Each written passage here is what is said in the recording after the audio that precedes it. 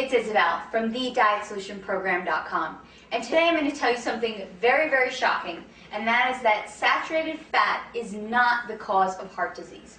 I know, you think I'm crazy because your doctor told you to stay away from anything with saturated fat, but I'm here to give you some facts that will show you how it's not the saturated fat that's causing all this heart disease, but it is the packaged, processed, sugar, refined foods that everyone is eating that is really causing an increased percentage in heart disease in our country today. So the simple fact is that before 1920, the incidence of heart disease was very, very low. And not until about 1950 did we see this increased rate of heart disease. I mean, I think the percentage now is heart disease kills 40% of the population, and that actually must be an old statistic. I'm pretty sure that it's a lot higher than 40% right now. So what happened between 1920 and 1950 that caused this increase in heart disease? Now, if the truth is that saturated fat is what's causing heart disease, we would assume that people now eat more saturated fat during that time. But actually, I have some interesting facts that came straight out of Sally Fallon's great book, Nourishing Traditions. And this is what she writes. During the 60-year period from 1910 to 1970, the proportion of traditional animal fat in the American diet declined from 83% to 62%. So actually, the consumption of saturated fat went down, and butter consumption plummeted from 18 pounds per person each year to 4 pounds per person each year. So actually people were eating a significantly less amount of butter during that time. Interesting.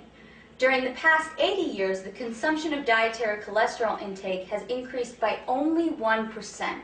So if this is true, and actually people are eating less saturated fat, they're eating less butter, and they're not eating very much more cholesterol, how could that be the cause of this increased heart disease?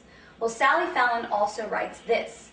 During the same period, the average intake of dietary vegetable oils in the form of margarine, shortening, and refined oils increased by 400%.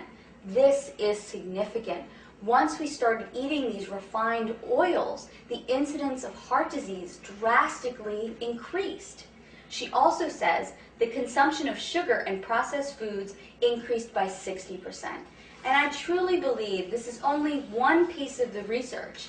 People are eating way too many processed fake foods, tons of processed carbohydrates, tons of sugar, and even in my own practice, when I've decreased these foods, people become much, much healthier.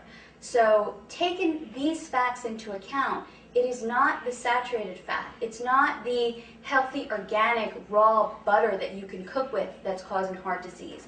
It's not the unrefined organic coconut oil. It's not the natural grass-fed beef. These things are okay. And it's not the egg yolk that's giving you high cholesterol. It's these processed foods, it's cakes, it's cookies, it's tons of pasta, tons of bread that's causing the incidence of disease. To find out more information on how to take back your health and put together your own healthy meal plans, visit my website, thedietsolutionprogram.com today.